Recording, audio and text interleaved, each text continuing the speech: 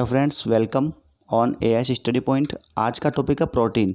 आज हम प्रोटीन के बारे में पढ़ेंगे जो आपके लिए बहुत ही खास टॉपिक होने वाला है।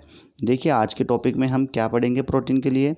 सबसे पहले हम बात करेंगे प्रोटीन के महत्वपूर्ण कार्य की, प्रोटीन के प्रकार, प्रोटीन के प्रमुख स्रोत और प्रोटीन की अधिकता या कमी से होने वाले रोग। तो चलिए शुरू करते हैं आज का वीडियो। सबसे पहले हम बात करें कि प्रोटीन की खोज सबसे पहले जे बर्जीलियस ने की थी।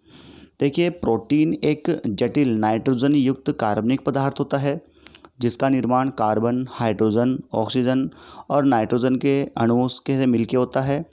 कुछ तो ऐसे प्रोटीन होते हैं जिसमें सल्फर, जिंक, कॉपर तथा फास्फोरस बहुत ही कम मात्रा में पाया जाता है। देखिए, प्रोटीन प्रोटोप्लाज्म की मुख्य कंपोनेंट होते हैं तथा ये हमारे शरीर की शारीरिक वृद्धि, शरीर की मरम्मत तथा जैविक क्रियाओं के लिए आवश्यक है। दोस्तों, क्या आप जानते हैं कि 1 ग्राम प्रोटीन से हमारे शरीर को कितनी एनर्जी प्राप्त होती है? तो 1 ग्राम प्रोटीन से हमारे शरीर में 4.1 कैलोरी ऊर्जा प्राप्त होती है। हमारे शरीर में ऊर्जा का उत्पादन तथा शरीर की मरम्मत दोनों कार्यों के लिए प्रोटीन उत्तरदायी होते हैं। यह एक जटिल कार्बनिक यौगिक है जो 20 अमीनो अम्लों से मिलकर बना होता है। और देखिए, मानव शरीर का लगभग 15% भाग प्रोटीन से मिलकर बना होता है तथा सभी प्रोटीन में नाइट्रोजन पाया जाता है। मनुष्य के शरीर में 20 प्रकार के प्रोटीन की आवश्यकता होती है, जिसमें से 10 का संश्लेषण उनका शरीर स्वयं करता है तथा शेष 10 भोजन के द्वारा प्राप्त। तो चलिए अब हम बात करते हैं प्रोटीन के कितने टाइप्स होते हैं। दोस्तों, प्रोटीन के 3 टाइप होते हैं। पहला है सरल प्रोटीन, दूसरा है संयुक्त प्रोटीन और तीसरा है व्युत्पन्न प्रोटीन। तो चलिए सबसे पहले बात करते हैं सरल प्रोटीन क्या होते हैं। वे प्रोटीन्स जो केवल अमीनो अम्लों के बने होते हैं सरल प्रोटीन कहलाते हैं। उदाहरण के लिए एल्ब्यूमिन्स, ग्लोबिनिन्स और हिस्टोन। दूसरा है संयुक्त प्रोटीन, वे प्रोटीन्स जिनके अमीनो अम्ल के साथ कुछ अन्य पदार्थ के अणु के साथ समूह में जुड़े रहते हैं कंपाउंड प्रोटीन कहलाते हैं। उदाहरण के लिए क्रोमोप्रोटीन, ग्लाइकोप्रोटीन आदि। अब बात करते हैं व्युत्पन्न प्रोटीन की। वे प्रोटीन जो प्राकृतिक प्रोटीन की जलीय अपघटन से बनते हैं व्युत्पन्न प्रोटीन कहलाते हैं। उदाहरण के लिए प्रोटीन्स, पेप्टोन इत्यादि सभी के और एग्जाम्पल हो सकते हैं। दोस्तों, यहाँ पर एक समझने वाली बात यह है कि अमीनो अम्ल क्या होता है। तो देखिए, अमीनो अम्ल वे अणु हैं जिनमें अमाइन तथा कार्बोक्सिल दोनों ही ग्रुप में पाए जाते हैं। इसका सिंपल फॉर्मूला होता है RCH NH2COOH। इसमें R एक लिंकर है जो विभिन्न एटम्स का ग्रुप होता है। अब हम बात कर लेते हैं प्रोटीन के प्रमुख स्रोत कौन कौन से हैं। दोस्तों, जैसे कि हम जानते हैं कि पौधे अपनी ज़रूरत अमीनो अम्लों का निर्माण स्वयं कर लेते हैं, परंतु जंतुओं को अपने प्रोटीन्स की ज़रूरत को पूरा करने के लिए कुछ अमीनो अम्लों को बाहर से खाद्य पदार्थ के रूप में लेना पड़ता है।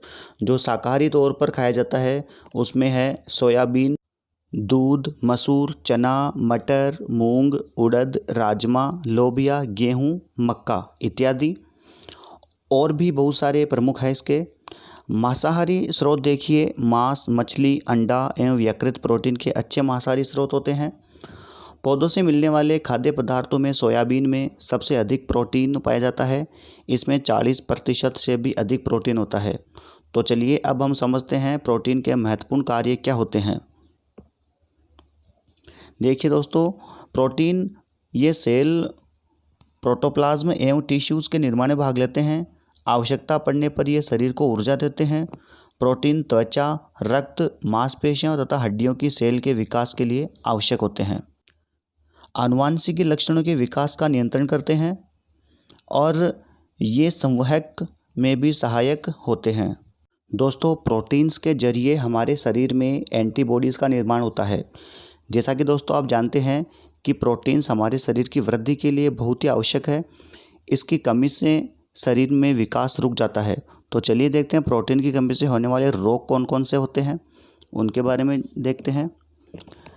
बच्चों में प्रोटीन की कमी से क्वाशियोर्कर रोग और मैरस्मस नामक रोग हो जाता है।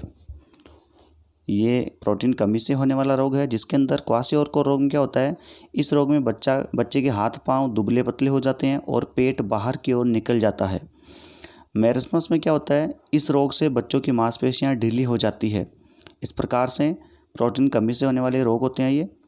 और शरीर में कीटोन की मात्रा बढ़ जाती है, जो कि एक विषैला पदार्थ है मैरस्मस के अंदर। और प्रोटीन की अधिकता से होने वाले रोग क्या होते हैं, देखिए ये तो प्रोटीन कमी से होने वाले 2 रोग थे।